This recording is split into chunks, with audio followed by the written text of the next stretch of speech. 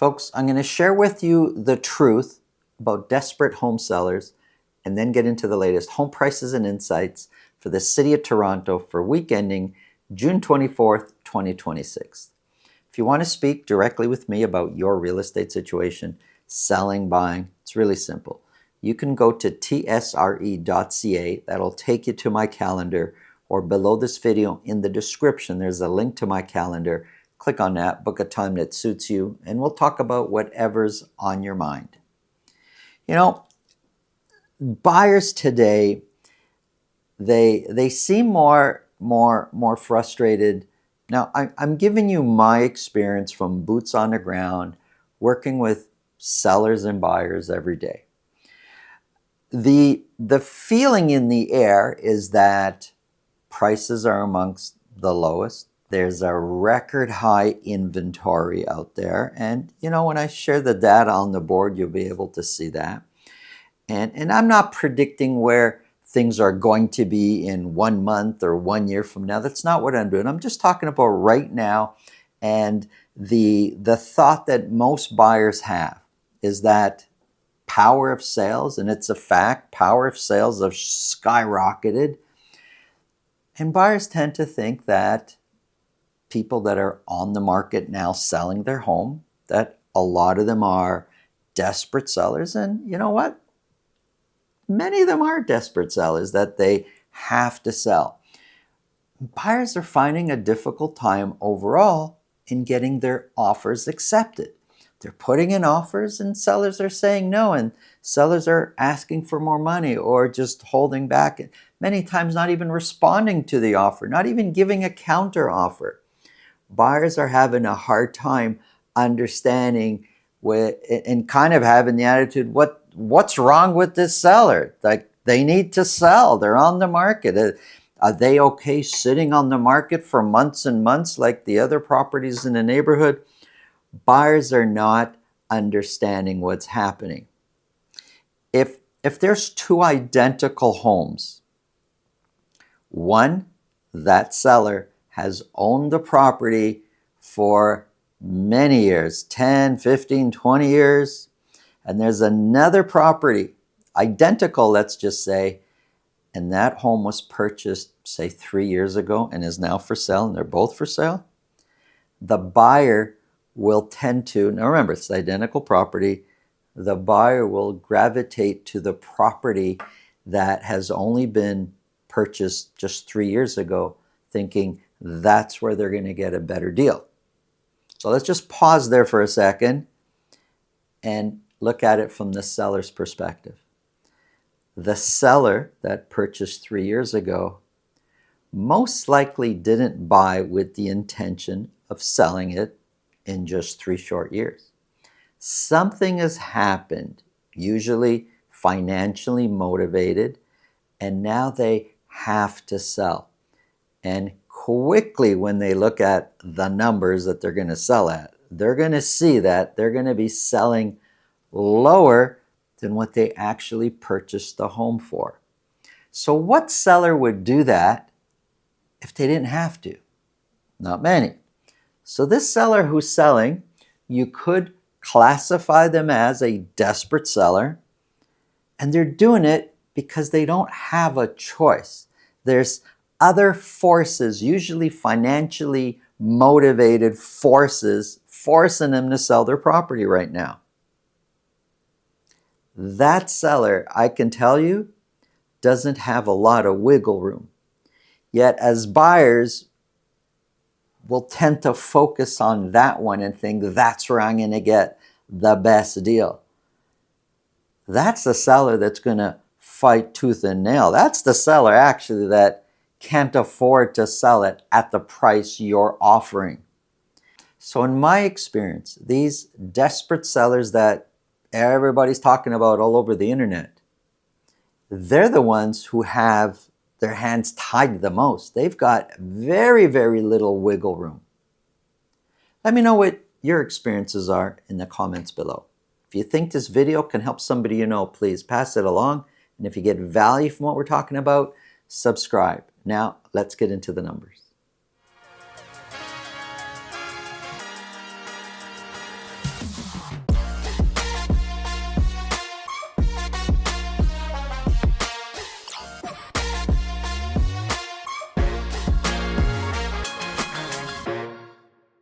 Okay, folks, let's go through the data.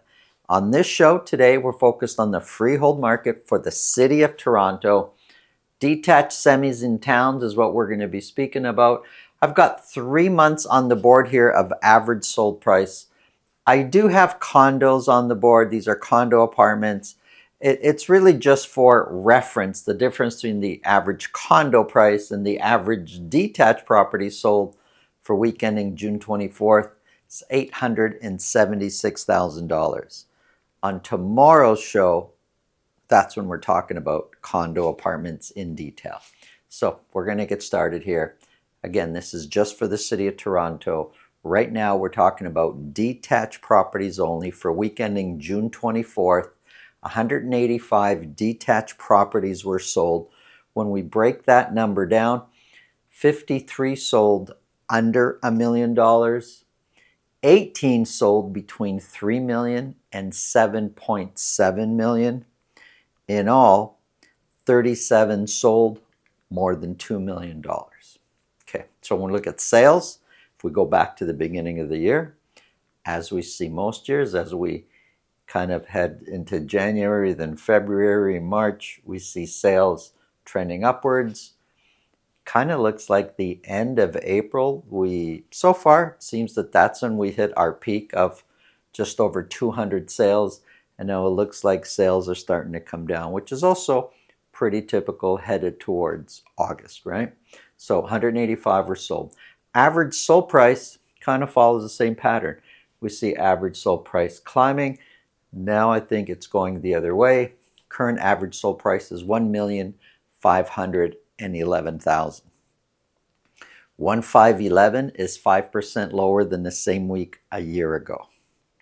The median price of $1,210,000 is 10% lower than the same week a year ago. When we look at the sales, so 185 were sold, 45 of those, so almost a quarter, 24% sold at list price or more. So the remaining 76% sold below list. And on average, those sold 5.2% below list price, which works out to be about $83,000 below list price. Now, every time I put this type of data, I'm always receiving calls and saying, so we should be offering 82% below list price. No, some properties sell $3,000, $4,000, $5,000 below list price. Others sell $300,000, $400,000, $500,000 below list price. It really depends on the property. That's the average. When we look at listings, we're seeing listings starting to come down a bit, trending downwards. Of all the properties available for sale, just detached properties, there's currently 2,744 available detached properties on the market currently for sale. Of all of those, this week, 6.7% actually sold. So there's not a ton of sales going on based overall on the amount of choices that are sitting out there. And months of inventory for the City of Toronto for detached properties is currently 3.4 months of inventory, basically a balanced market.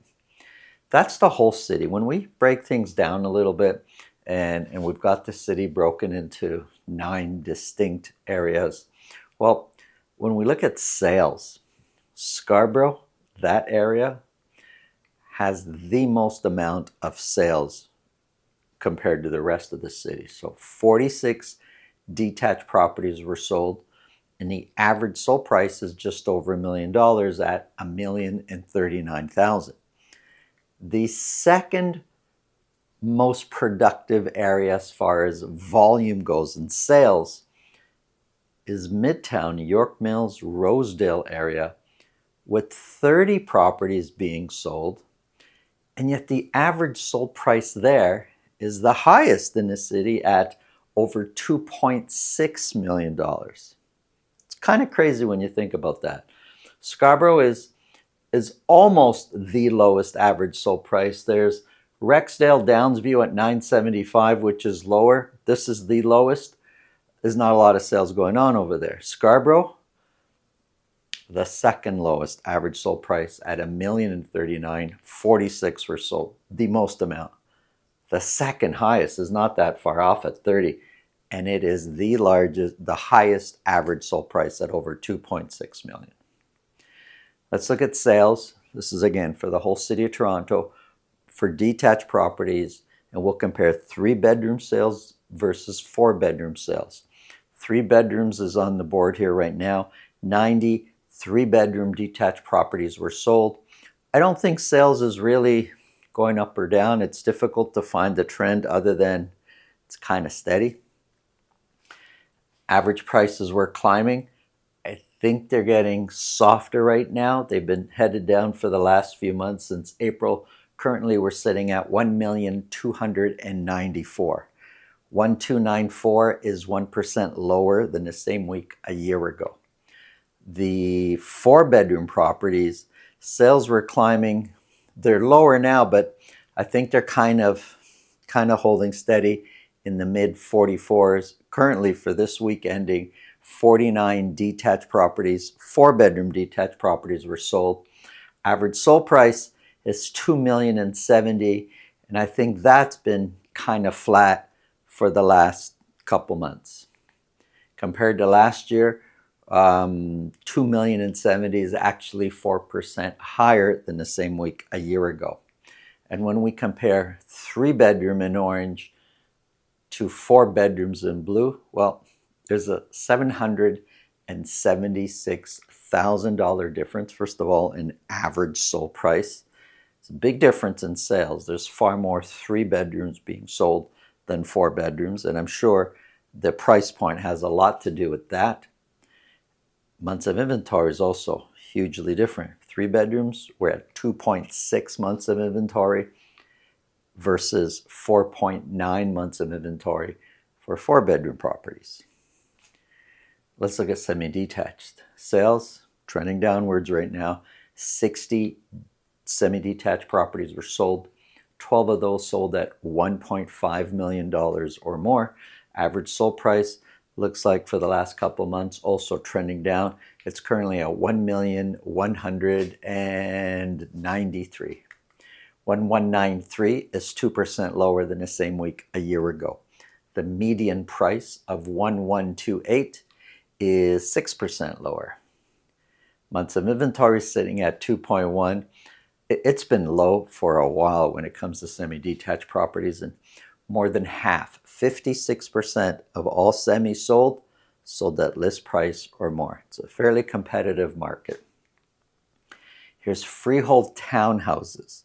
12 of them sold. Sales have never really been that much on a weekly basis when you kind of look back. So 12 sold, 1 sold at $1.5 million or more. Average sold price trending down. It's currently at $1,092,000. $1,092,000 is 4% higher than the same week a year ago. The median price is 12% higher. Months of inventory climbed to 4.9 months of inventory. When we look at all the months of inventory, like in most cases, you're going to be experiencing a balanced market, but there's a difference whether you're buying a 3-bedroom versus a 4-bedroom property. And if you say, no, the price point isn't working out, let me look at a semi, you can do that. You're going to find semi-detached pretty competitive right now. Wishing all of you an amazing, amazing Canada Day. Thanks for watching. Have a great day.